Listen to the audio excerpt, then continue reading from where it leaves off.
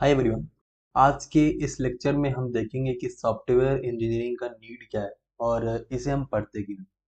पहला है dynamic nature of software product.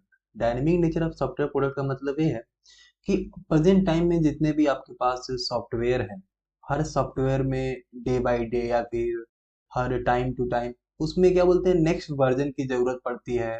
फिर कुछ नए एक्स्ट्रा फीचर की ज़रूरत पड़ती है। इन सभी चीज़ों के लिए हम सॉफ्टवेयर इंजीनियरिंग को पढ़ते हैं। मतलब क्या कह सकते हैं कि very fast need of some extra feature in this software. Means day by day जो आपको नए नए फीचर्स की जरूरत पड़ती है उसके लिए हम सॉफ्टवेयर इंजीनियरिंग को पढ़ते हैं। दूसरा जो नीड आपका है हैंडलिंग बिग प्रोजेक्ट। इसका मतलब क्या है कि कंपनी में कभी कभी ऐसा होता है कि आपके पास बहुत बड़े बड़े प्रोजेक्ट आते हैं जिस पे आपको काम करना पड़ता है।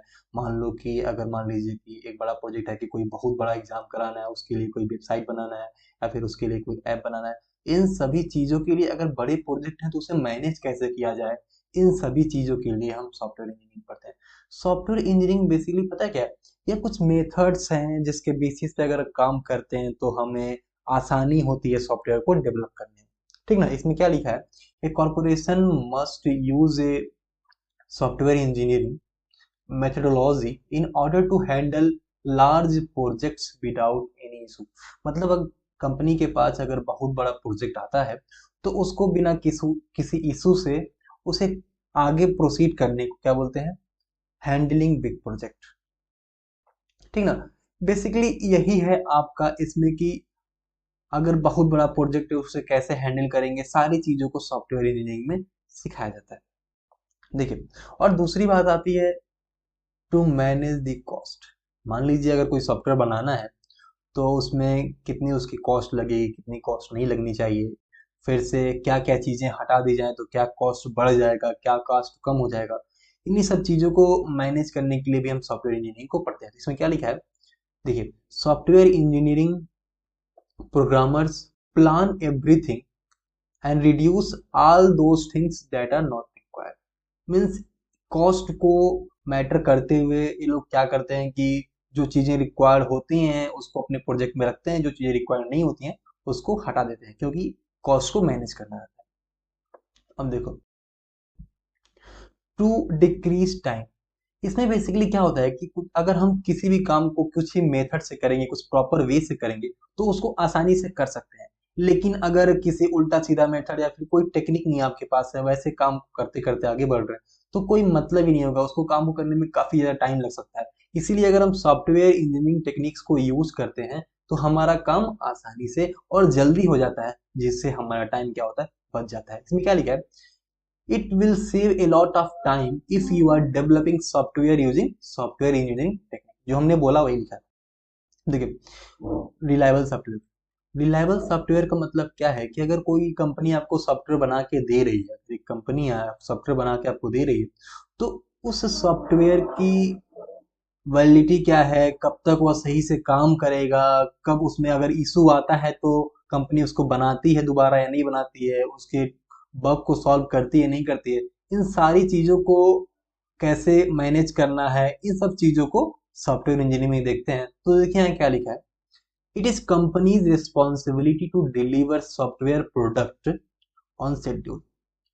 ये सॉफ्टवेयर इंजीनियरिंग में ऐसा है कि अगर कोई आप प्रोडक्ट किसी कंपनी कोई प्रोडक्ट बना रही है कंपनी, तो अपने क्लाइंट को जिस समय बोला है देने के लिए उस समय प्रोवाइड कराए, या फिर अगर उसमें कोई बग आते हैं तो उसको सॉल्व करे, कोई भी दिक्कत हो तो उसको सॉल्व करने की कोशिश करे। ठीक ना? अब देखिए, इसके बाद आता है इफेक्टिवनेस। अगर आप कोई प्रोजेक्ट बनाते हैं तो आप क्या सोचते हैं कि ये प्रोजेक्ट काफी ज्यादा इफेक्टिव हो, काफी ज्यादा लोगों को पसंद आए, कुछ स्टैंडर्ड फॉलो करे। ठीक ना? वही होता है इफेक्टिवनेस। तो सॉफ्टवेयर इंजीनियरिंग में हम कोई भी प्रोजेक्ट ऐसा है बना है तो वो कैसे काफी ज्यादा इफेक्टिव होगा, इन सब चीजों को भी हम सॉफ्टवेयर इंजीनियरिंग में क्या करते हैं, देखते हैं। यहाँ लिखा गया है, effectiveness results from things being created in according with standards. मतलब जो आप प्रोजेक्ट बना रहे हैं कुछ स्टैंडर्ड से बनाएंगे तो वो काफी इफेक्टिव होगा, जो हम सॉफ्टवेयर इंजीनियरिंग में देखते हैं। इसके बाद हमारा क्या आता है, रिड्यूस कॉम्प्लेक्सिटी। रिड्यूस कॉम्प्लेक्सिटी में क्या होता है कि सॉफ्टवेयर इंजीनियरिंग में ऐसा सिखाया जाता है कि आपके पास बहुत बड़ा प्रोजेक्ट आया है, लार्ज प्रोजेक्ट है, तो उसको छोटे छोटे टुकड़ों में बांटिए, फिर उसे अलग अलग सॉल्व कीजिए।